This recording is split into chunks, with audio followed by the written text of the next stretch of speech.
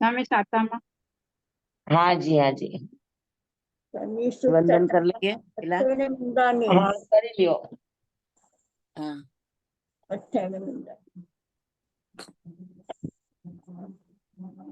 इखुतो अयाहिणं पयाहिणं वन्दामि नमन्सामि सत्कारेमि सम्मानेमि कल्याणं मंगलम देव्यं चेव्यं पज्वासमि मत्थेन वंदनामि स्वामी। इखुतो अयाहिणं पयाहिणं वन्दामि नमन्सामि सत्कारेमि सम्मानेमि कल्याणं मंगलम देव्यं चेव्यं पज्वासमि मत्थेन वन्दामि स्वामी। हाँ जी, अयाहिणं पयाहिणं वन्दामि नमन्सामि सत्कारेमि सम्मानेमि कल्याणं मंगलम दिव्यं चेव्यं पज्वासमि मत्थेन वन्दामि स्वामी। सुख सातामा स्वामी। स्वामी सातामा। हाँ जी, स्वामी परमावत। हाँ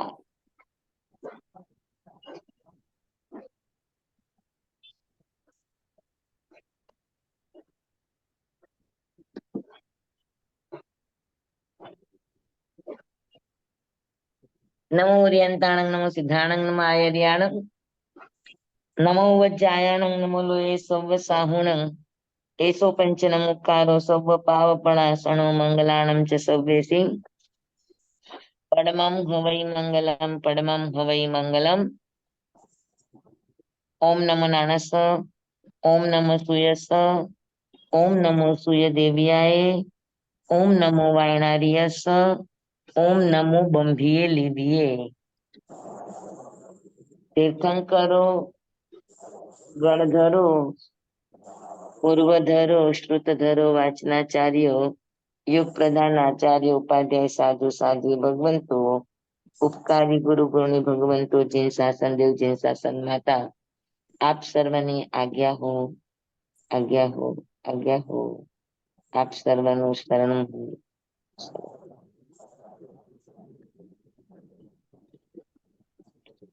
તો આપણું આચારાંક સૂત્ર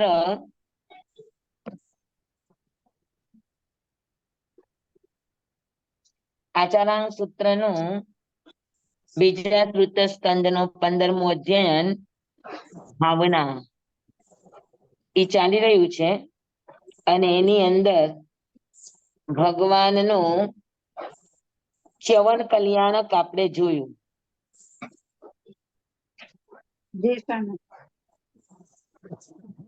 ત્યાર પછી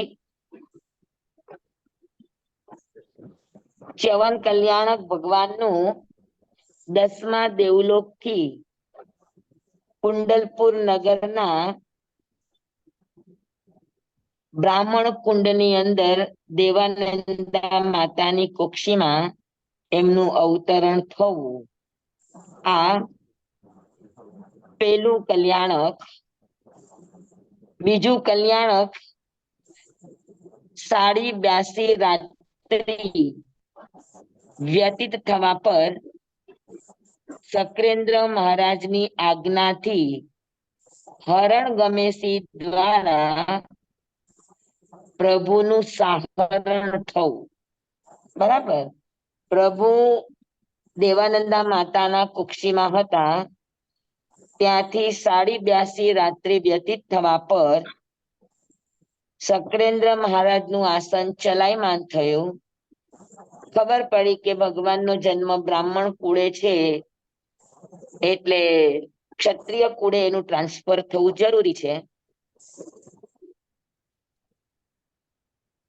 તો એક જ કુંડલપુરના 2 એરિયા, બ્રાહ્મણ કુંડ અને ક્ષત્રિય કુંડ। તો ભગવાનનું બ્રાહ્મણ કુંડમાંથી ક્ષત્રિય કુંડની અંદર સાહરણ થવું। હવે આ બધું કોણ કરે?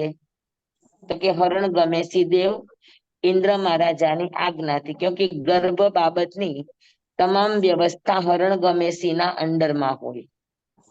તો હરણ ગમેશી દેવ પ્રભુના ગર્ભનું સાહરણ કર્યું અને દેવાનંદા માતાની કુક્ષીમાંથી ત્રિશલા માતાની કુક્ષીમાં એમનું આરોપણ કર્યું।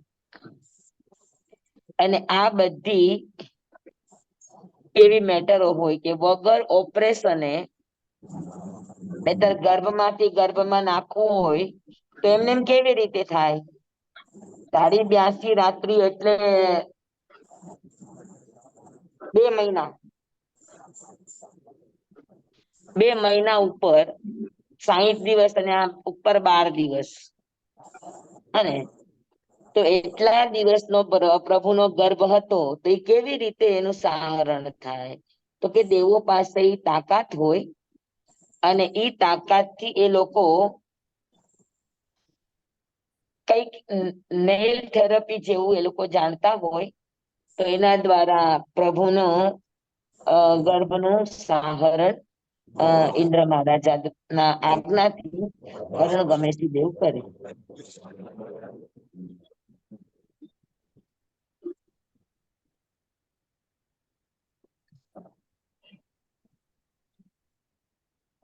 બરાબર.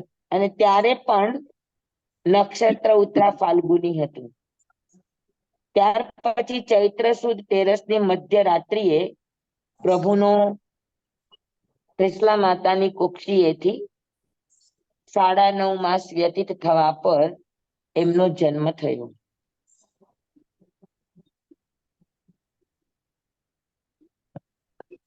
પ્રભુનો જન્મ મધ્યરાત્રિએ થયો. દરેક તીર્થંકરનો જન્મ મધ્યરાત્રિએ જ થાય પ્રાય. અને જેવો જન્મ થાય કે તરત જ 56 દીપકુમારિકા પ્રભુના જન્મની વિધિ કરે. એમને નવડાવવા, નાળનું છેદન કરવું, વગેરે વગેરે વગેરે 56 દીપકુમારિકાઓ કરે. અને 56 દીપકુમારિકાઓનું કામ પતી જાય એટલે પછી ઇન્દ્ર મહારાજાનું આસન ચલાયમાન થાય, અને ઈ આવીને પ્રભુના દેહને પોતે ધારણ હાથમાં કરે અને એને મેરુ પર્વત ઉપર લઈ જાય. અને ત્યાં 12 દેવલોક સુધીના 64 ઇન્દ્રો અને બીજા હજારો દેવતાઓ મેરુ પર્વત ઉપર જન્મ મહોત્સવમાં પહોંચે. અને દરેક ઇન્દ્ર મહારાજા પ્રભુને અભિષેક કરે. તો 8064 ઘડા દ્વારા પ્રભુનો જન્માભિષેક થાય. 1800 સોનાના ઘડા, 1008 ચાંદીના ઘડા, 1008 માટીના ઘડા, 1008 રત્નોના ઘડા, પછી બેયના મિક્સિંગ કરીને એમ કુલ 8 પ્રકારના ઘડા હોય. 1008, 1008, તો 8064 કળશો દ્વારા ભગવાનનો જન્માભિષેક થાય. અને આ બધું મેરુ પર્વત ઉપર પંડગ વનની અંદર અભિષેક શિલા હોય તીર્થંકરની, ત્યાં આગળ એમનો આ જન્માભિ મહોત્સવ થાય. અને ત્યાર પછી પ્રભુનો જન્મ દેવલોકના દેવો દ્વારા ઉજવાઈ જાય મેરુ પર્વત ઉપર. પછી એ ભગવાનના દેહને પાછો નીચે લાવી અને માતાની બાજુમાં રાખી માતા ઉપર મૂકેલી અવસ્વાપીની નિદ્રાનું સાહરણ કરી અને પછી પોતે નંદીશ્વર દીપમાં જાય. અને નંદીશ્વર દીપના બધા દેવો સાથે મળી અને ભગવાનનો જન્મ મહોત્સવ, અષ્ટાનિકા મહોત્સવ મનાવે નંદીશ્વર દીપમાં. અને અહીંયા ભગવાનને નીચે મૂકે પછી રાજાને ખબર પડે, અને રાજાને ખબર પડે એટલે આખી નગરીની અંદર એનો જન્મ મહોત્સવ, આ રીતે મનુષ્યોની વચ્ચે એનો જન્મ મહોત્સવ ઉજવાય. પછી એમનું નામકરણ થાય.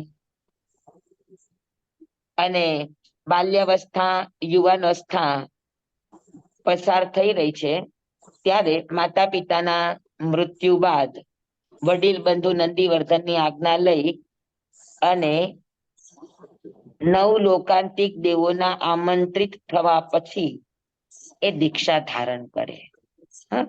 9 લોકાંતિક દેવતાઓ આ એક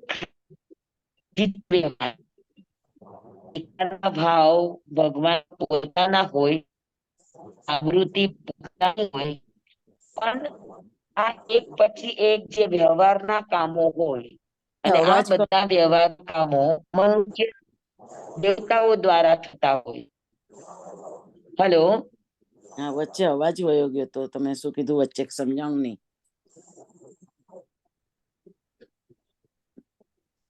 ભગવાનના કલ્યાણકની વાતો ચાલે છે. હા. હા, દીક્ષા ધારણ કરી ભગવાને માતા પિતાના મૃત્યુ પછી નંદીવર્ધનની આજ્ઞા લીધી અને આજ્ઞા લઈને જેવા દીક્ષા લેવાના એમના ભાવ જાગ્યા એટલે તરત જ 9 લોકાંતિક દેવને મેસેજ મળે કે ભગવાન હવે સંયમ લેવાના ભાવ રાખે છે.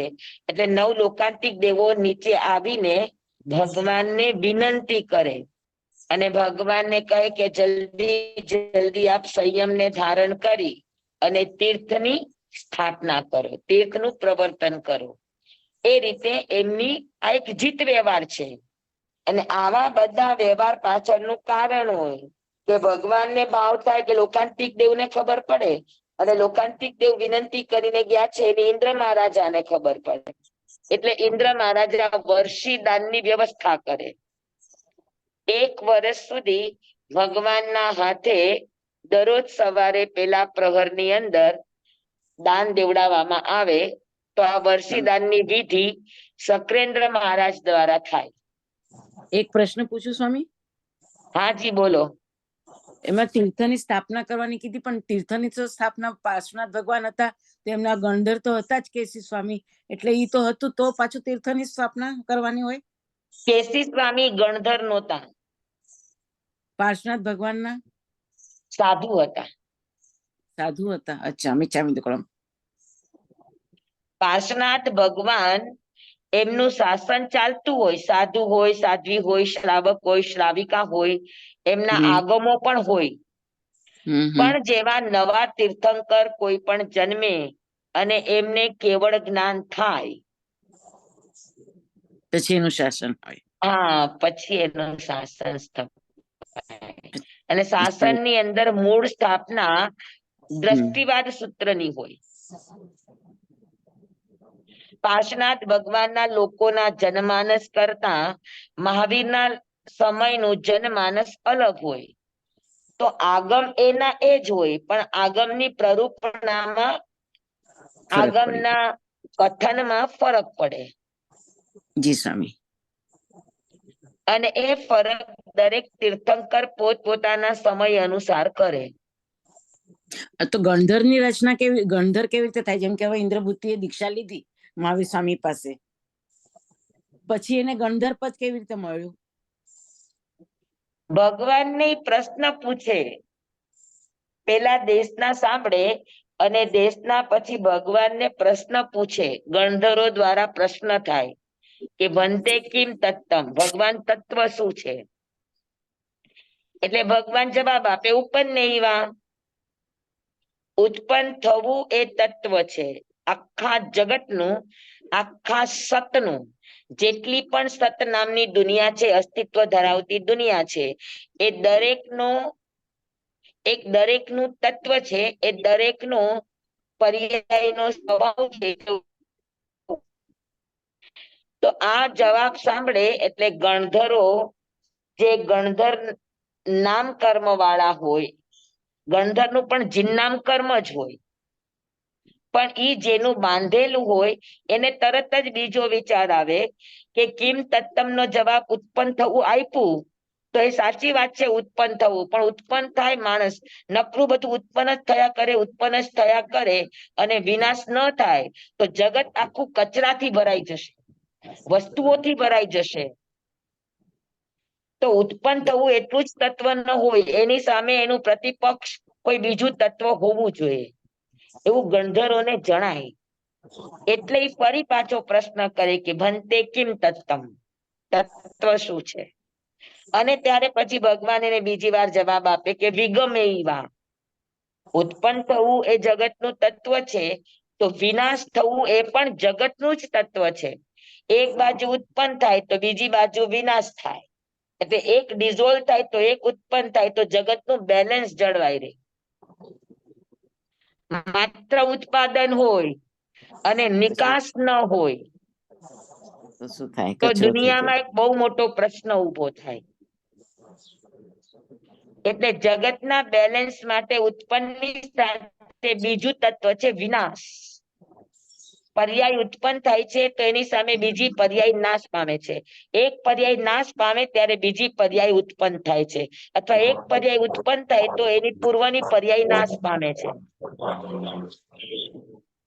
એટલે આ જે ગંધર્વ એને જ વિચાર આવે આવો. હા, એને જ આવે આ વિચાર.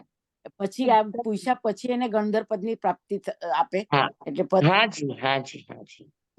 અને આ પ્રશ્નનો જવાબ આપ્યો તો એને લાગે કે હજુ અધૂરું છે, કે ઉત્પન્ન થાય અને વિનાશ થાય, તો ઉત્પન્ન અને વિનાશ, તો જગત ઉત્પન્ન થયું જગત નાશ પામ્યું, તો જગતમાં એવું કોણ હશે કે જે ગઈકાલની વાત યાદ રાખે? ઉત્પન્ન જી અને વિનાશની વચ્ચે એવું કોક છે કે જે હંમેશા કાયમ રહે, ઈ નાશ ન પામતું હોય. ધુએ એવા. એટલે ફરી વાર પ્રશ્ન કરે કે ભંતે કિમ તત્તમ, ત્યારે ત્રીજી વારના જવાબની અંદર ભગવાન એમ કે ધ્રુવે ઈવા, ધ્રુવ તત્વ, શાશ્વત તત્વ, કાયમ તત્વ પણ એક હોય પદાર્થ માત્રમાં. જેમ ઉત્પન્ન થવાનો સ્વભાવ છે, વિનાશ થવાનો સ્વભાવ છે, એમ ઉત્પન્ન અને વિનાશની વચ્ચે એક શાશ્વત તત્વ છે કે જે ઉત્પન્ન અને વિનાશની પર્યાયો બદલાવા છતાં એ પોતે બદલાતું નથી. જેમ અત્યારે આપણે મનુષ્ય પર્યાયમાં છીએ, તો મનુષ્ય પર્યાયમાં મૃત્યુ થશે અને આપણે બીજી પર્યાયમાં ઉત્પન્ન થશું. દેવ પર્યાય છે કે જે આપણા કર્મ અનુસાર આપણે બાંધ્યું છે એ પ્રમાણે, તો એક ગતિમાં ઉત્પન્ન થશું ને આગલી ગતિમાં આપણું મૃત્યુ, તો મૃત્યુ થયું એ વિનાશ. હા, બરાબર. જી જન્મ અને મૃત્યુ, ગયા જન્મમાં હું આ હતી અને આગલા જન્મમાં હું આ હોઈશ, તો આ ત્રણેય કાળને લિંક કરનારી હું છું. હું એટલે કોણ? તો કે હું એટલે આત્મા, શાશ્વત, ધ્રુવ. તો દ્રવ્યનો મૂળભૂત સ્વભાવ ઉત્પાદ અને વ્યયની વચ્ચે પણ એવો ને એવો રે છે, તો એક ધ્રુવ તત્વ પણ જગતનું સત્ય છે. તો આ રીતે ઉત્પન્ન, વિનાશ અને ધ્રુવ, ઉપન્નૈવા, વિગમૈવા, ધ્રુવૈવા, આ ત્રણ જવાબ સાંભળતા જ જેટલા વ્યક્તિને આખી દ્વાદશાંગી એની મેળે ઉપલબ્ધ થઈ જાય, શીખડાવવું ન પડે, 12 અંગના નામ અને 12 અંગનો વિષય વસ્તુ, એનો ઢાંચો આખો જેને સમજાઈ જાય, એટલા વ્યક્તિને ગણધરની પદવી મળે. ગણધરની પદવી નિશ્ચિત નથી. તીર્થંકરો 24 હોય, ચક્રવર્તી અહીંયા આપણે ત્યાં 12 હોય, વાસુદેવ 9 હોય, આપણે ત્યાં બધી સંખ્યા નિશ્ચિત છે, પણ ગણધરોની સંખ્યા નિશ્ચિત ન હોય. હોય તો અને ખરા ને, દરેક ભગવાનના ગંધર્વ દરેક તીર્થંકરને ગણધર હોય, હોય જ. પણ ગણ ગણધરની સંખ્યા નિશ્ચિત ન હોય. ઓકે ના સ્વામી, ગણ અને ગણધર કે છે ને, 9 ગણ, 11 ગણધર, 9 ગણ છે એમ. 11 ગણધરના ગણ 9 થયા. ગણ એટલે ગ્રુપ. 11 ના 9 એટલા માટે થયા કે 10, 11 અને 8 અને 9, આ બબ્બે ગણધર વચ્ચે એક ગણ થયો. બંને વચ્ચે એક વાચના થઈ, બંને મળીને વાચના લીધી, એટલે 2 વચ્ચે 1, 8 અને 9 વચ્ચે 1, અને 10 અને 11 માં ગણધર વચ્ચે 1, અને બાકીના 7 ગણધર ની 7, તો કુલ 9 ગણ થયા ને 9 વાચના થઈ. બરાબર, હવે સમજાઈ ગયું. સમજાણું? એટલે જી જેટલા સ્વામી. એક સવાલ છે મને જેટલા જેટલાને દ્વાદશાંગી ઉપલબ્ધ થાય એટલાને ગણધર પદવી મળે અને ઈ જાહેરાત તીર્થંકરો કરે. સ્વામી એક સવાલ છે. કેશી સ્વામી પાર્શ્વનાથ સ્વામી ના હતા, ગૌતમ સ્વામી મહાવીર સ્વામી ના હતા. જયારે બેનું મિલન થયું તો કે પાર્શ્વનાથ સ્વામી માં આગમો ત્યાં આવ્યા ત્યાં હોય તો એ આગમ ક્યાં ક્યાં હોય? સમજી નહીં તમારો પ્રશ્ન. કેશી ગૌતમ ને આપણે વાર્તાલાપ થઈ હોય તો કેશી સ્વામી પાર્શ્વનાથ ભગવાન ના હતા, ગૌતમ સ્વામી મહાવીર સ્વામી ના હતા. તો કે બરાબર. પાર્શ્વનાથ ભગવાન હતા ત્યારે આગમો તો થયા હોય. હા હોય ને. તો એ આગમ અત્યારે ઉપલબ્ધ ન હોય સ્વામી. ઉપલબ્ધ હોય બેટા, ઉપલબ્ધ હોય. કેસી સ્વામી પાર્શ્વનાથ ભગવાનના આગમોનું જ અભ્યાસ કરનારા હોય, અધ્યયન કરનારા હોય.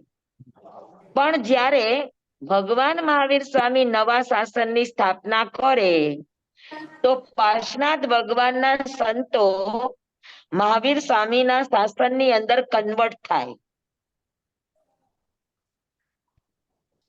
તો પછી એટલે પાર્શ્વનાથ ભગવાનનું આચરાંગ અને મહાવીર સ્વામીનું આચરાંગ સિદ્ધાંતની દ્રષ્ટિએ અલગ અલગ ન હોય. ખાલી શબ્દોની રચના બદલાણી હોય, બાકી મૂળ વાત તો એકની એક જ હોય. સમજાણું? જી સ્વામી. એટલે પાર્શ્વનાથ ભગવાનના સંત કેસી સ્વામી હતા. મહાવીર સ્વામી ને ગૌતમ સ્વામી, મહાવીર સ્વામીના શિષ્ય ગૌતમ સ્વામી મળ્યા તો કેસી સ્વામી ગૌતમ સ્વામી એટલે મહાવીરના શાસનની અંદર એમણે એક બદલું પાર્શ્વનાથ ભગવાનના શાસનમાંથી મહાવીરના શાસનમાં આવ્યા.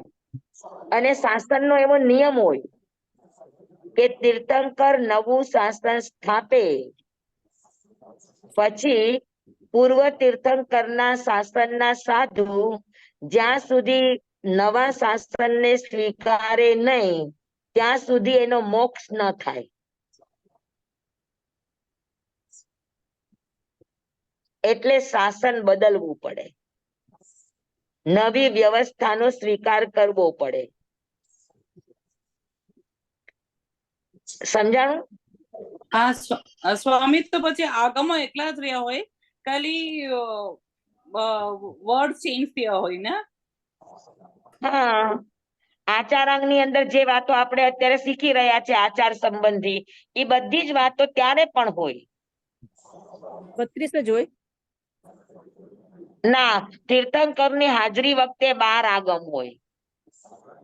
અચ્છા. અને એક આવશ્યક સૂત્ર હોય.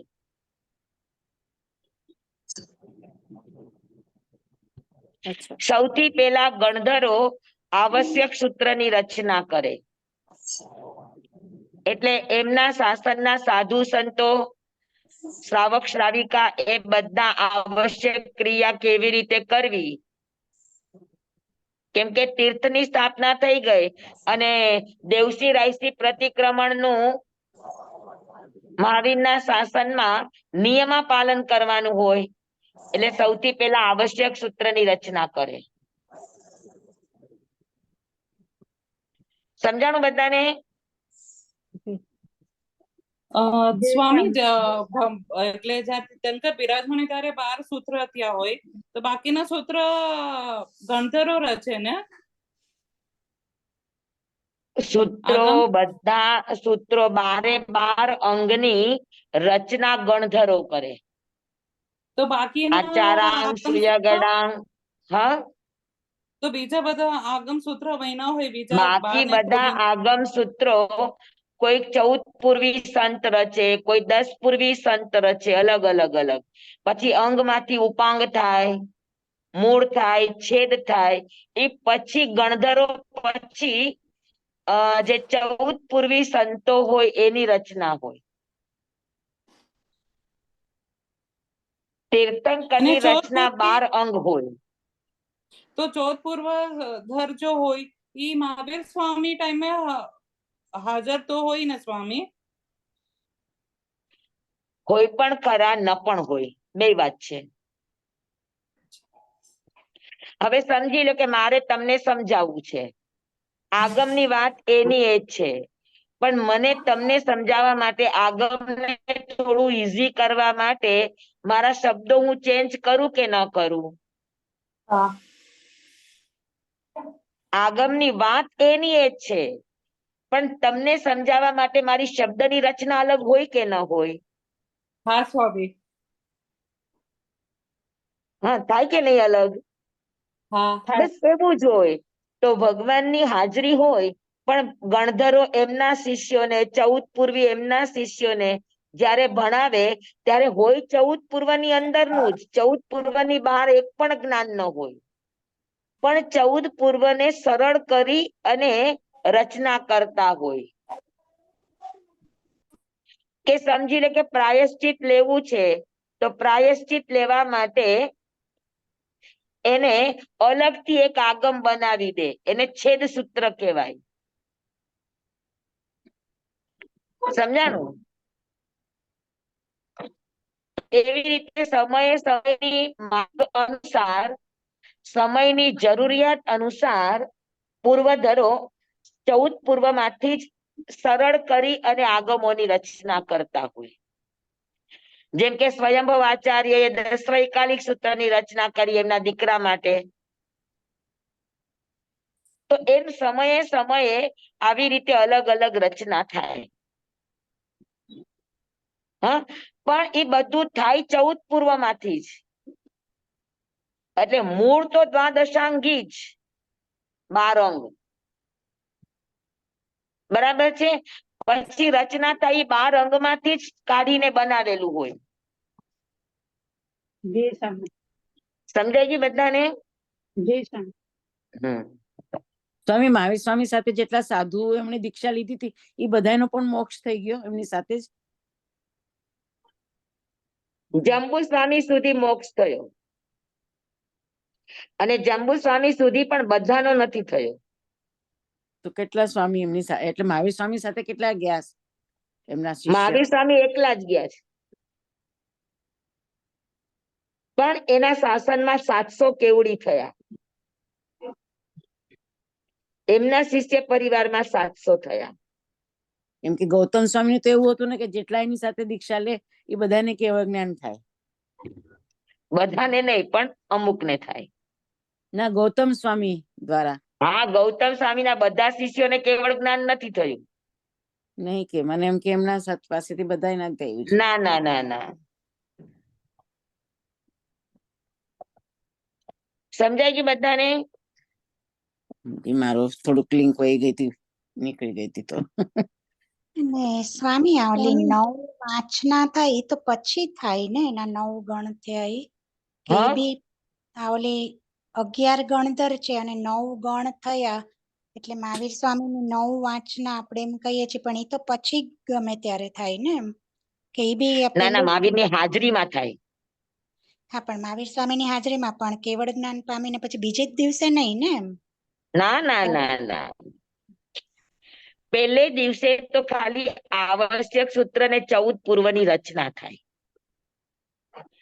ત્રિપદી દ્વારા એમની દ્રષ્ટિ ખુલે, અને ખાસ કરીને દ્રષ્ટિવાદ સૂત્રની રચના સૌથી પહેલા થાય, અને દ્રષ્ટિવાદમાં 14 પૂર્વની રચના પહેલા થાય.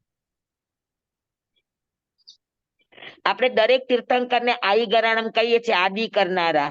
તો શેની આદિ કરે? સાધુ સાધ્વી, શ્રાવક શ્રાવિકા, આગમ બધું હતું તો ખરું જ પેલાના તીર્થંકરનું. તો નવું શું કર્યું? તો કે વિચ્છેદ દ્રષ્ટિવાદ સૂત્ર જાય છે. એટલે સૌથી પહેલા દ્રષ્ટિવાદ સૂત્રની નવી રચના થાય, પછી જે તે શાસનની વાચનાઓ થાય. હવે ગણધરોને ખબર જ છે કે આચારાંગ સૂત્ર છે, પણ તે કાળના સાધુ સાધ્વી, શ્રાવક અને શ્રાવિકાને એને તો ખબર નથી. એટલે પછી જે ગણધરો ભગવાનની સાથે હોય એ ગણધરો પ્રશ્ન પૂછે કે શેકિતમ આયા રે, ભગવાન આચારાંગ સૂત્ર શું છે? એટલે ભગવાન આચારાંગ સૂત્રનો ભાવ ફરમાવે. એના ભાવ પ્રમાણે પછી જે સાંભળ્યું હોય એની ગણધરો સૂત્ર રૂપે રચના કરે. આચારાંક પૂરું થાય એટલે ફરી પૂછે કે સેકિતમ સુય ગળે. તો આ આપણી પ્રણાલી છે. સ્વામી શ્રુત પાર્શ્વનાથ જ્ઞાનને ભગવાનના તે દ્રષ્ટિવાદ વિચ્છેદ ગયેલું મહાવીર સ્વામી વખતે કે ઈ તો હોય જ ના ન હોય. દ્રષ્ટિવાદ તીર્થંકર આઈગણાનમ દ્રષ્ટિવાદ સૂત્રની અપેક્ષાએ જ હોય. હા, તો એનો મિનિંગ કે પાર્શ્વનાથ ભગવાનના બીજા આગમ હશે, કારણ કે મહાવીર સ્વામીના માતા પિતા જ તો પાર્શ્વનાથ ભગવાનના ફોલોવર્સ હતા ને, આ દેવાનંદા અને હા ઋષભદેવ. બરાબર છે. પણ એટલે કેસી સ્વામી દ્રષ્ટિવાદ હતા. હા, એ દ્રષ્ટિવાદ સૂત્ર તો એમનું પણ વિચ્છેદ ગયું જ હશે ને હાજી, પાર્શ્વનાથ દ્રષ્ટિવાદ ભગવાન. સૂત્ર 2 પેઢી જ ચાલે. અચ્છા, ઓકે. ત્રીજી પેઢી આપણી પણ પ્રભુ સ્વામી આવ્યા તો દ્રષ્ટિવાદ સૂત્ર આખું નહીં રહ્યું, વિચ્છેદ ગયું, ખાલી 14 પૂર્વ જ રહ્યા. દ્રષ્ટિવાદ સૂત્રના 5 ચેપ્ટર છે, એમાંથી એક કયા સ્વામી ચેપ્ટર આવ્યા જ હતા? રહ્યું. સ્વામી દ્રષ્ટિવાદમાં શું હોય? દ્રષ્ટિવાદમાં દ્રષ્ટિ ખોલવાની વાતો હોય. એટલે કે આપણે સ્વામી કયા સ્વામી આવ્યાની વિચ્છેદ થયું હતું? હા, કયા સ્વામી આવ્યા હતા ને વિચ્છેદ થયું હતું? દ્રષ્ટિવાદ પ્રભુ સૂત્ર? સ્વામી આવ્યા એટલે વિચ્છેદ ગયું. પ્રભાવ જંબુ સ્વામી. સ્વામી સુધી દ્રષ્ટિવાદ સૂત્ર હતું. અચ્છા. દ્રષ્ટિવાદ સૂત્ર 2 પેઢી ચાલે. મતલબ વિચ્છેદ જાય ગણધરો અને દ્રષ્ટિવાદ પછી કેવળ જ્ઞાન ન થાય એવું. હા, દ્રષ્ટિવાદ વિચ્છેદ થાય પછી કેવળ જ્ઞાન ન થાય. એવું જરૂરી નથી. હા એવું જરૂરી નથી. હા કેમ કે પ્રભુની હાજરીમાં પણ ત્રીજી પેઢી વાળા પ્રભુ સ્વામી તો નહોતા આવ્યા, પણ બીજા ગણધરોની ત્રીજી પેઢી ગૌતમ સ્વામીના શિષ્યના શિષ્યો એ તો આવી ગયા હોય, હા પણ ત્રીજી પેઢીમાં દ્રષ્ટિવાદ સૂત્ર ન હોય. અચ્છા. દ્રષ્ટિવાદ સૂત્રની મર્યાદા 2 પેઢીની જ છે. જી સ્વામી. સમજાણું? અને દરેક તીર્થંકરની પોતપોતાના શાસનની દ્રષ્ટિમાં વાત એની એ જ છે, પણ એ દ્રષ્ટિની રજૂઆતમાં ફેરફાર હોય.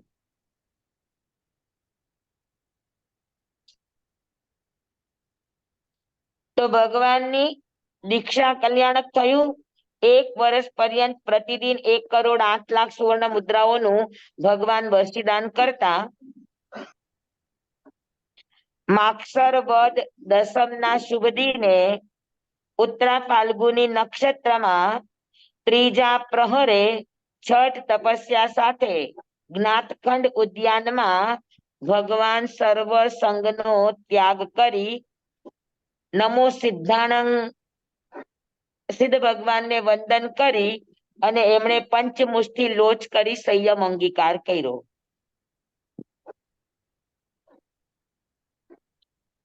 સંયમ અંગીકાર કર્યા પછી એમની સાધના છદ્મસ્ત અવસ્થામાં એમની સાધના હોય તપ અને સંયમ. આહાર ઓછામાં ઓછો લે, નિદ્રા ન લે, મૌન ધારણ, આ બધી એમની સાધના છે. તો જેવી દીક્ષા ધારણ કરી ભગવાને સામાયિક ચારિત્ર અંગીકાર કર્યું. અપ્પાડમ વોશી રામી બોલ્યા અને એ જ સમયે એમને ચોથું મનપદેવ જ્ઞાન પ્રગટ થયું.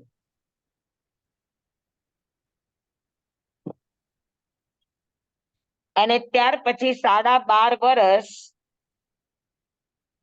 શરીર સુશ્રુતાનો ત્યાગ, આહાર અને નિદ્રાનો ત્યાગ અને કઠિન ઉપસર્ગ અને પરિસહોને સહન કરતા કરતા વિશિષ્ટ તપ સાધના સાથે વૈશાખ સુદ દસમના દિવસે ચોથા પ્રહરમાં ગો દુહાસને ધ્યાનસ્થ અવસ્થામાં બેસીને શુક્લ ધ્યાનના બીજા પાયા દ્વારા ભગવાનને કેવળ જ્ઞાન અને કેવળ દર્શનની પ્રાપ્તિ થઈ. આ ભગવાનનું ચોથું કલ્યાણક.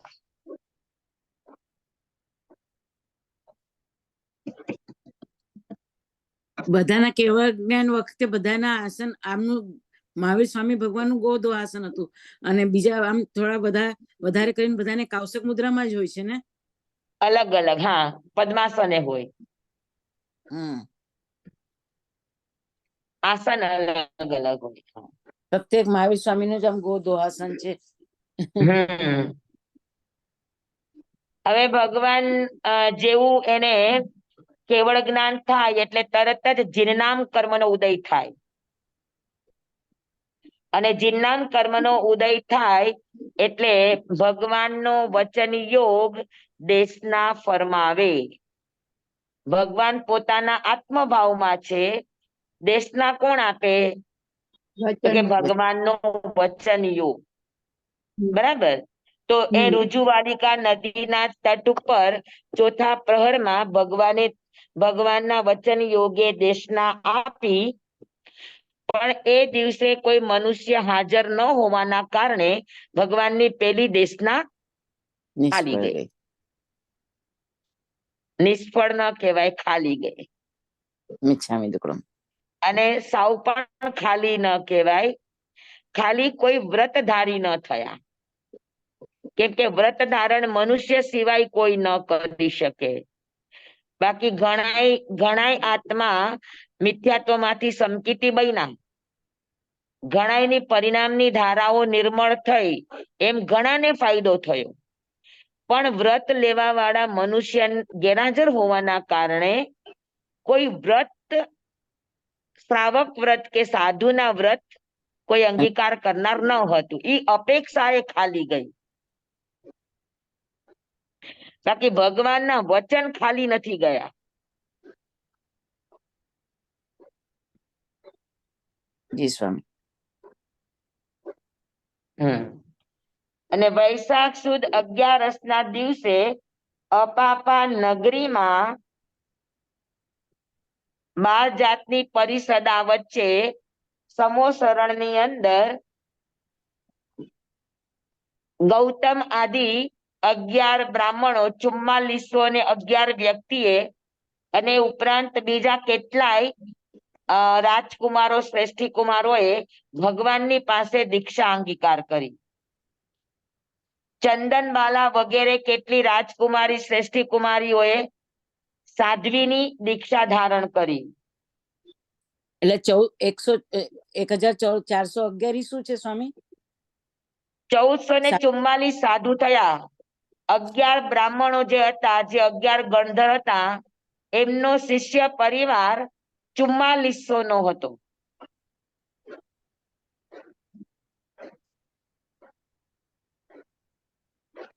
તો સાધુ થયા, સાધ્વીજી થયા, પછી શંખ વગેરે 12 વ્રત અંગીકાર કર્યા શ્રાવકના, તો શ્રાવકના તીર્થની સ્થાપના થઈ.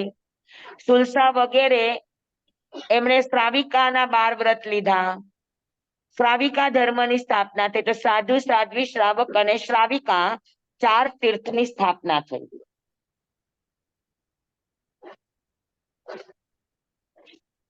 અને 4 તીર્થની સ્થાપના થયા પછી, ચારિત્ર ધર્મની સ્થાપના થયા પછી હવે શ્રુત ધર્મની સ્થાપના થઈ. તો શ્રુતમાં સૌથી પહેલા શેની રચના થઈ? તો કે સાધુના પ્રતિક્રમણની રચના થઈ. અને સાધુના પ્રતિક્રમણની અંદર 5 મહાવ્રતની 25 ભાવનાઓની રચના થઈ, જેનું વર્ણન આ 15મા અધ્યયનમાં છે.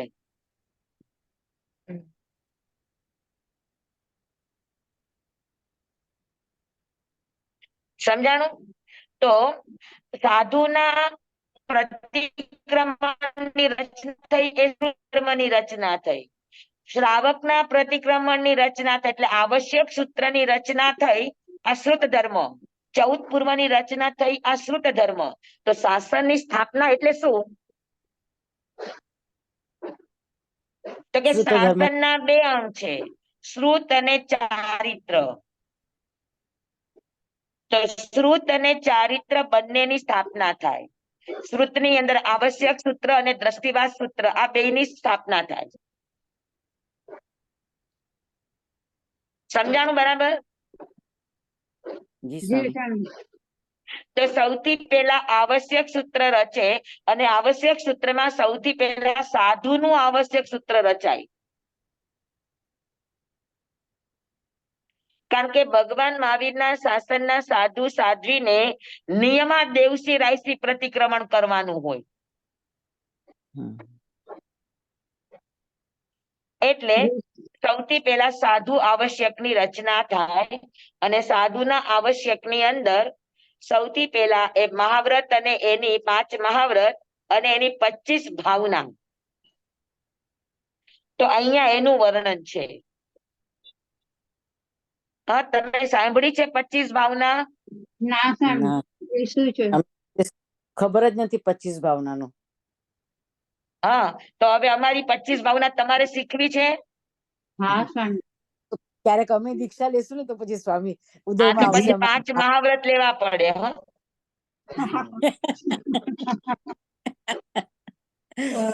જી સ્વામી.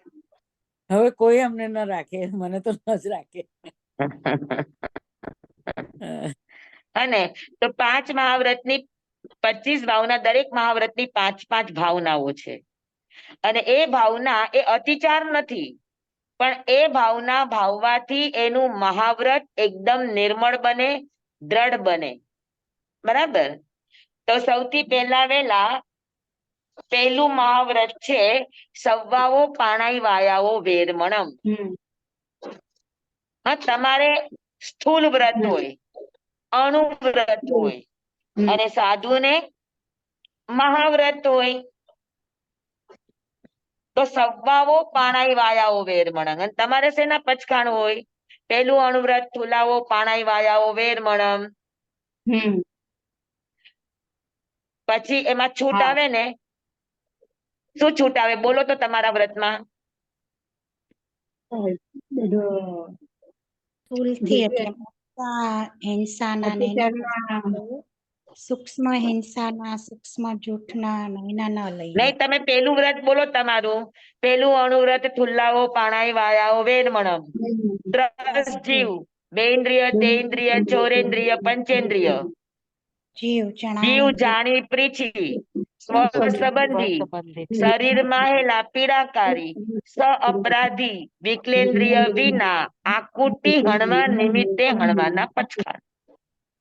હવે તમારા પહેલા વ્રતમાં કેટલી બધી છૂટ છે કે ત્રસ જીવો એને જ તમારે હિંસા નહીં કરવાની, તો સ્થાવર જીવો તમારા હિંસામાંથી છૂટી ગયા. હા. ત્રસ જીવોમાં પણ કયા જીવોની હિંસા નહીં કરવાની? બેન્દ્રિત. તો કે નિરપરાધી જીવોની હિંસા નહીં કરવાની.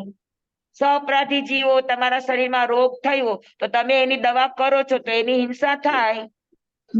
તો સઅપરાધી જીવોની હિંસાની તમારા શ્રાવકોને પચખાણ ન હોય. તો નિરપરાધી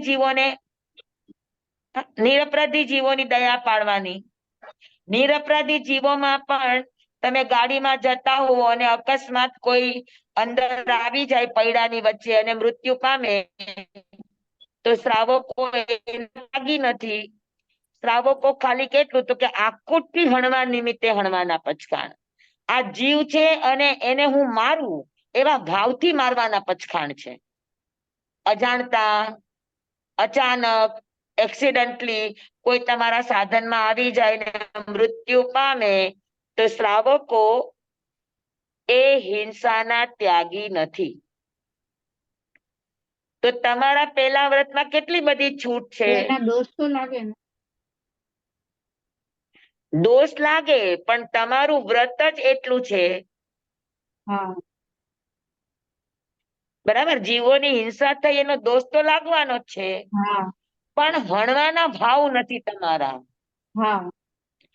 શ્રાવકોને ખાલી સંકલ્પી હિંસાનો ત્યાગ હોય. શું કહેવાય? સંકલ્પી. સંકલ્પી હિંસા એટલે આ જીવ છે એને હું મારું, એને હણું એવા ભાવથી મારે, એના જ પચખાણ છે. તો અચાનક આવી રીતે થયું સઅપરાધી તો હોય તો છૂટ. આ અચાનક હા. સમજો એક્સિડન્ટમાં કોઈ ગુજરી ગયું તો એ નિકાચિત કર્મ ન બંધાય એનો? એના ભાવ ન હોય તો ન બંધાય. હવે જી સ્વામી. શ્રાવકો શ્રાવકો યુદ્ધો કરતા કે ન કરતા? હા.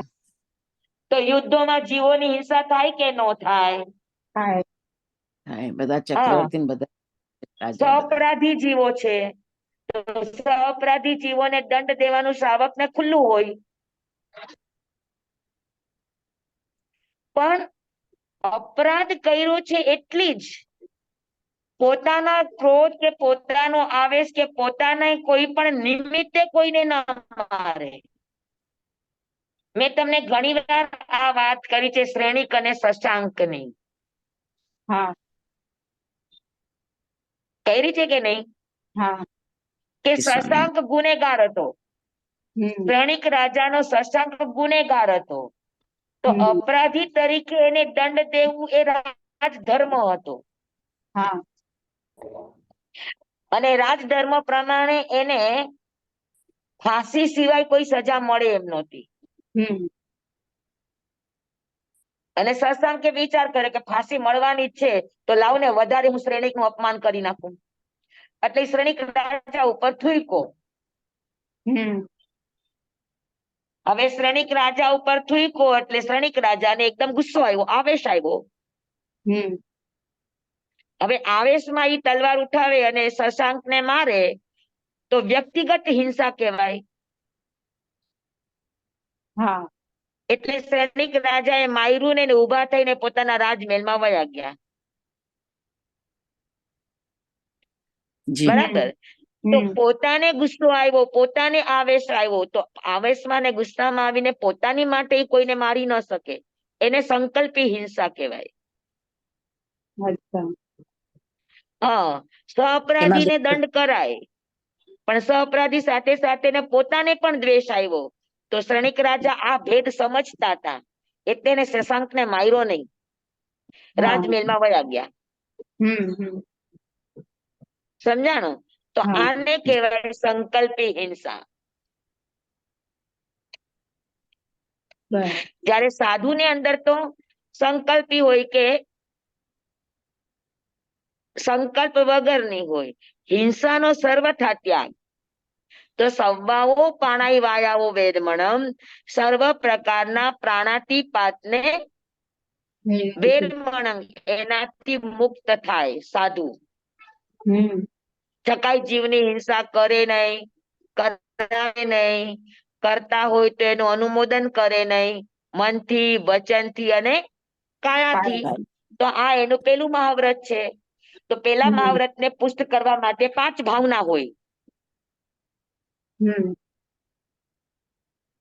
તો 5 ભાવનાની અંદર પેલા મહાવ્રતની 5 ભાવનામાં પેલી ભાવના છે ઈર્યા ભાવના.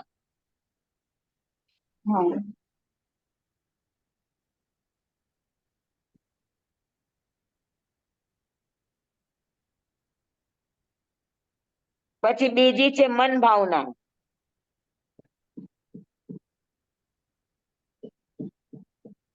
ત્રીજી છે વચન ભાવના.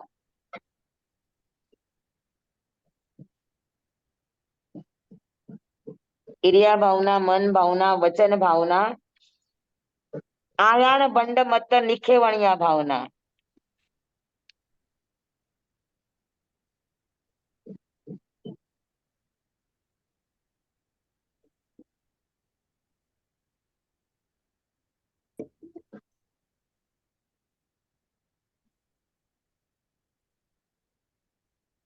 ઈર્યા, મન, વચન, બંડમત્ત નિખેવણ્યા અને પરિષ્ઠાપનિકા અને હશે ને, 5મી ઉચ્ચાર પાસવણ ખેલ જલ સંઘાણ પરિઠાવણિયા ભાવના.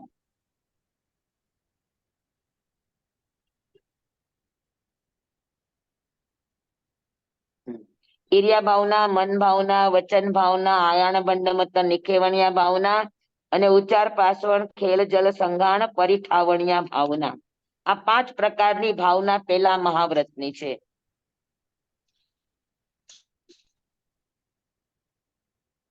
ઈર્યા ભાવના, મન ભાવના, વચન ભાવના, ઈષ્ણા ભાવના, આયાણ ભંડ મત નિખેવણિયા ભાવના. ઉચ્ચાર પાસવણ ખેલ જલ સંઘાણ ના આવે, સોરી.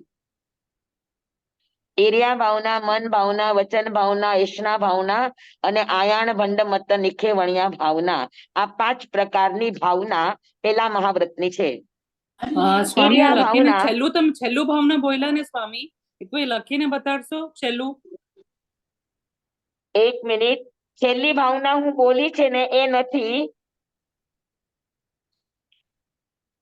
ઈર્યા ભાવના, મન ભાવના, વચન ભાવના, ચોથી છે એષણા ભાવના.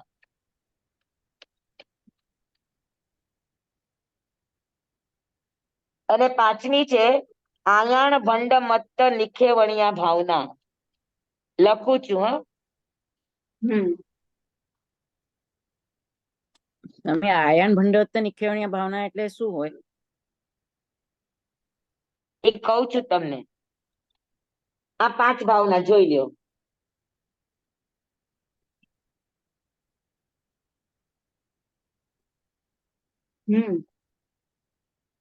સમજે નહીં, ફોન કર્યા કરે રૂપા, ફોન બેંગેજ આવે જોવે છે. ઈર્યા ભાવના, મન ભાવના, વચન ભાવના, એષણા ભાવના અને બંને મત્ત નિખે વણ્યા ભાવના. સમજાણું તો? આ 5 ભાવના. ઈર્યા ભાવના એટલે શું? તો કે પેલા મહાવ્રતને પુષ્ટ કરવું છે તો ઈર્યા ભાવના એટલે કઈ રીતે ચાલવું, કઈ રીતે આપણે આપણા શરીરની મુવમેન્ટો કરવાની કે જેનાથી કોઈ પણ જીવની વિરાધના ન થાય. પ્રતિક્રમણમાં બરાબર સમજાણું? પ્રતિક્રમણમાં આ કૌશલ અમારા બોલી મહાવ્રતના પ્રતિક્રમણમાં આવે, સાધુના પ્રતિક્રમણમાં આવે, શ્રાવકના પ્રતિક્રમણમાં ન આવે. ડેરાવાસીના પ્રતિક્રમણમાં આવે છે આ આલોચનાના પાઠમાં. અચ્છા, અચ્છા. તો ઈર્યા ભાવનાનો અર્થ છે કે સાધુ જે કઈ પણ ગમના ગમનની ક્રિયા કરે, ઈર્યા એટલે ગમના ગમનની હલન ચલનની ક્રિયા. તો હલન ચલનની ક્રિયા એવી એક પણ ન કરે કે જેનાથી કોઈ પણ જીવોની વિરાધના થાય, કોઈ પણ જીવોની હિંસા થાય, કોઈ પણ જીવોને ત્રાસ પહોંચે, કોઈ પણ જીવોને દુઃખ પહોંચે. અભિહયાથી લઈને ઠાણાઓ ઠાણમ જીવ્યાઓ વૌરવ્યા સુધીની 10 માંથી કોઈ પણ પ્રકારની વિરાધના ન થાય એવી રીતે ઈ ગમના ગમન કરવી. સાધુ છે એટલે એને ગમના ગમન તો કરવું જ પડશે, પણ ઈ ગમના ગમન એને કઈ રીતે કરવાનું? તો કે ઈર્યા ભાવના પૂર્વક. ઈર્યા ભાવના એટલે જાગૃતિ પૂર્વક ચાલે.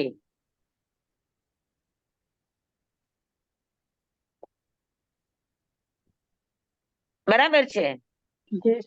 જાગૃતિ પૂર્વક ચાલવા માટે જે 5 ભાવના આપી છે ઈ આવે એની આખી સમિતિ કે ચાલવું છે તો કેવી રીતે ચાલે. તો મહાવ્રતને પુષ્ટ કરવા માટે પહેલી સમિતિ છે ઈર્યા સમિતિ. સમજાણું બરાબર? તો પેલી ઈર્યા ભાવના.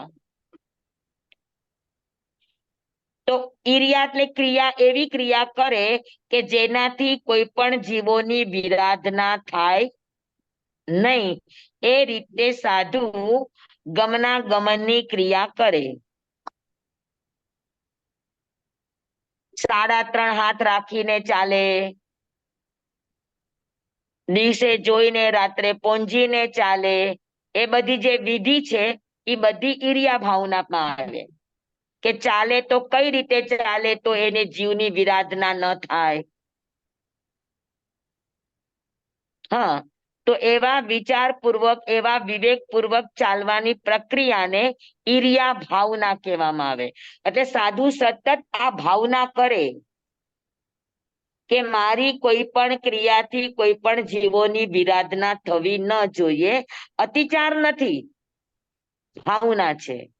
એ સતત ચિંતન કરે, સતત એ ભાવના ભાવે કે કોઈ પણ જીવોની વિરાધના થાય એ રીતે મારે કોઈ પણ ગમના ગમનની ક્રિયા કરવાની નથી. અને જેવું શરીરનું હલન ચલન થયું એટલે તરત જ ત્યાં ઈર્યા વયના કૌશકનું વિધાન છે.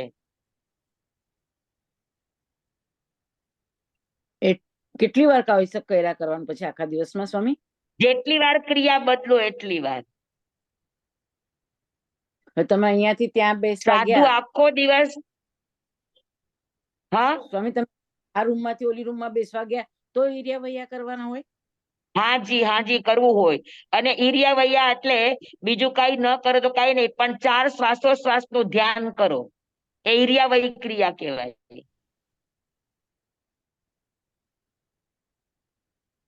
તમે એક રૂમ માંથી બીજી રૂમ માં જાઓ તો શું વિરાટ ન થાય? કોઈ જીવ હોય તો ધ્યાન ન થાય ને. રાખો તો. તો સ્વામી શ્વાસોશ્વાસમાં કેવી રીતે પ્રાયશ્ચિત અને થાય? એટલે જેટલું હા શ્વાસોશ્વાસમાં પ્રાયશ્ચિત કેવી રીતે થાય? અરે શ્વાસોશ્વાસ જોવાથી. શ્વાસોશ્વાસ નું ધ્યાન કરો તો તમારું મન સૂક્ષ્મ બને, મન તમારું એકદમ ઝીણામાં ઝીણી વાતને પકડે, અને એ સમયે તમે આલોચના કરો તો તમારો ભાવ આલોચનામાં જોડાય. નહીતર તમે ક્યાંય કહો ને તમે પેલું વ્રત બોલી જતા હોય, એવું બનતું નથી? હા થાય થાય છે. છે સ્વામી. આમ હા પાકું થઈ ગયું તો હવે તો પ્રતિક્રમણ કરીએ છીએ તોય ભાવ તમે આવે બોલો છે. ત્યારે બંધે વયે છવી છે અહીં બારે બચપણ છે, ખાલી બોલી જ જાઓ છો. તમે દિવસ દરમિયાન આવું કામ પણ કેટલી વાર કરતા નહીં હો? કેટલાને બંધન થી બાંધતા હશો? તમારા સ્વામી. મોઢામાંથી કેટલી વાર એવું થતું હશે કે આનું આ થઈ જાવ, આનું આ થઈ જાવ. તો આવી બધી વાત તો સંસાર અવસ્થામાં થતી જ હોય. પણ આ ભાવના છે, અને ભાવના સતત ભાવવાની હોય. એટલે જ્યારે જ્યારે પણ ઈર્યા વય થાય ત્યારે ત્યારે એની ભાવના છે કે ઈર્યા વય નો કૌશક હોય. અને ઈર્યા વય નો કૌશક એટલે 4 શ્વાસોશ્વાસ નો કાયોત્સર્ગ. સ્વામી, એક પ્રશ્ન છે આમાં. બોલો. તો આનો અર્થ એવો કે આપણે જે મન અને આપણું ચિત્ત અને ભાવ બધું જ આત્મામાં હોય એટલે નિશ્ચયને પકડીને વ્યવહાર, એનો અર્થ એવો થાય? હાસ તો ભાવનાનો અર્થ જ ઈ છે કે એનું આભાર સ્વામી. મહાવ્રત નિર્મળ રે, આત્મભાવ એનો અખંડિત રે, એની માટે જ તો આ બધી ભાવનાઓ છે. જી સ્વામી, આભાર સ્વામી. હા, અને આ પેલા મહાવ્રતની ભાવના ખરેખર સમજવા જેવી છે. હા, જેટલી જેટલી પણ આપણા શરીરની મુવમેન્ટો થઈ, એટલી વાર આપણા ઉપર એનું પ્રાયશ્ચિત આવે ને એ પ્રાયશ્ચિત ઉતારવા માટે 4 શ્વાસનો કાયોત્સર્ગ છે.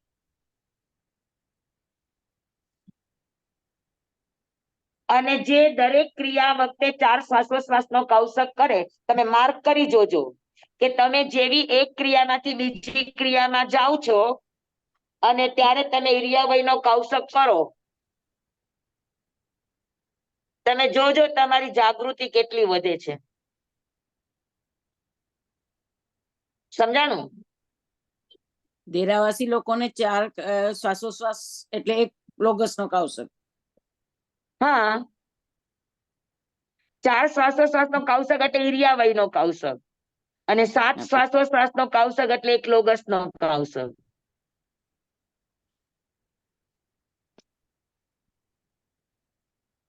આજે આટલું રાખશો, આજે મારે થોડુંક કામ છે, આપણો ટાઈમ થઈ ગયો છે. જી સ્વામી. હા, જી જી આ સ્વામી. પેલા મહાવ્રતની 5 ભાવના આપણે સમજશું. ખરેખર 5 મહાવ્રતની ભાવના ખૂબ સરસ સમજવા જેવી છે. આખું જીવન તમારું આવી જશે આ 5 ભાવના, આ 5 મહાવ્રતની અંદર. જી જી સ્વામી. સ્વામી. આપકો ખૂબ ખૂબ ધન્યવાદ સ્વામી. ધન્યવાદ. જન્મૈદમ આપનો વચામિનમ વિનયકરમ અચકરમ પયહીનમ વિનયનમ જોગીનમ ગોસહીનમ સુટ્ટુદિનમ દુટુપડીચેમ કાલે કૌ સજાઓ કાલે ન કૌ સજાઓ અસજાય સજાયમ સજાય ન સજાયમ. ભણતા ગણતા ચિંતવતા વિચારતા સુણતા સાંભળતા જ્ઞાનીઓના અનંત અનંત ભાવો છે, અનંત અનંત પદવો છે, અનંત અનંત ગમા છે, અનંત અનંત નહીં છે, અનંત અનંત નિક્ષેપ છે, અનંત અનંત રહસ્ય છે, અનંત અનંત ખુલાસાઓ છે. આમાંથી કોઈ પણ ભાવભેદ, લય, નિક્ષેપ, ગમા, રહસ્ય, ખુલાસાનું સ્ખલન છદ્મસ્ત ભાવે મારા બોલવામાં, કહેવામાં, સમજાવવામાં આવ્યું, આપને સાંભળવા સમજવામાં આવ્યું હોય તો અર્યસિત કેવડી ગુરુ ભગવાન આપની સાક્ષી, આત્મા પરમાત્માની સાક્ષી તસ્મે છામી દુકડામ. તમેવ સચ્ચમ નિસંકમ જમ જીનહિમ પવેયમ શિવમ ભંતે તિબેમી. સ્વામી સવારનો ક્લાસ બધાને ખૂબ આવી ખૂબ રીતે ઉપર ધન્યવાદ. જ થશે? હા સ્વામી. નમો યજ્ઞાનંદ, નમો સિદ્ધાનંદ, હરિયાણંદ, નમો વજ્રાયાણંદ, નમો લોહે સવસાવણં. ગુરુદેવની આજ્ઞા. શ્રી શ્રી ચતારી મંગલમ, હરિહંતા મંગલમ, સિદ્ધા મંગલમ, સાહુ મંગલમ, કેવલીપનત્તો ધમો મંગલમ. ચતારી લોગુતમા, હરિહંતા લોગુતમા, સિદ્ધા લોગુતમા, સાહુ લોગુતમા, કેવલીપનત્તો ધમો લોગુતમો. ચતારી શરણં પવજ્જામિ, હરિહંતે શરણં પવજ્જામિ, સિદ્ધે શરણં પવજ્જામિ, સાહુ શરણં પવજ્જામિ, કેવલી પનત્તં ધમ્મં શરણં પવજ્જામિ. ચાર શરણા, ચાર મંગલ, ચાર ઉત્તમ કરે જે નર. ભવસાગર ન બુડે તે સકલ કર્મનો આણે અંત. મોક્ષના સુખ લહે અનંત. ભાવ તરીને જે ગુણ ગાય તે જીવ તરીને મોક્ષે જાય. સંસારમાં હી શરણાચાર અવર શરણ નહીં કોઈ. જે નર નારી આદરે અક્ષય વિચલ પદવી હોય. અંગૂઠે અમૃત વસે લબ્ધિતણા ભંડાર. શ્રી ગુરુ ગૌતમ સ્વામીજી ભગવાનને સમરીએ તો સદાય મનવાંચિત ફલદાતાર. સદાય મન વાંચિત ફલદાતાર. બોલો ભગવાન મહાવીર સ્વામી કી જય. સ્વામી સવારનો ક્લાસ આવી રીતે વોટ્સએપ ઉપર જ થશે? હા, સવારનો ક્લાસ કયો સવારનો ક્લાસ? અમારે સવારે હતો. સવારે બે જ દિવસ, સોમવાર અને બુધવાર. હા પણ આમાં ઝૂમ ઉપર નહીં થાય, વોટ્સએપ ઉપર જ થશે. હવે ખબર નથી અનિલભાઈ શેના ઉપર કરાવે છે ઈ. સોમવાર અને પણ બીજો ઈ કયો? અલગ લિંક મોકલે છે ને. ના લિંક ને WhatsApp ફોન પર કર્યું હતું. વોટ્સએપ ઉપર હતો કાલે. તો મને રિંગ ના આવે ને વોટ્સએપ ઉપર. અચ્છા, તો તમારી પાસે એનો નંબર છે, તમે એને પૂછી લ્યો ને. હા ને એટલે કે દિવસે હોય છે? સોમવાર અને બીજો કયો વાર કીધો? બુધવાર. સોમવાર અને બુધવાર સવારે 6:45 થી 7:30. હા હું હવે અત્યારે ફોન કરીને પૂછી જોઉં છું એમને. હાજી. કેમ કે વોટ્સએપ અને ની કાર્ય સ્થિતિનો થોકડો લેશે. હા એ તમે પૂછાવ્યું હતું ને, એમને પેજ મોકલાવ્યા છે ને. હાજી, ચાલો ભલે. બધાને જય જિનેન્દ્ર. જય જી હાજી હાજી. આભાર. ધન્યવાદ.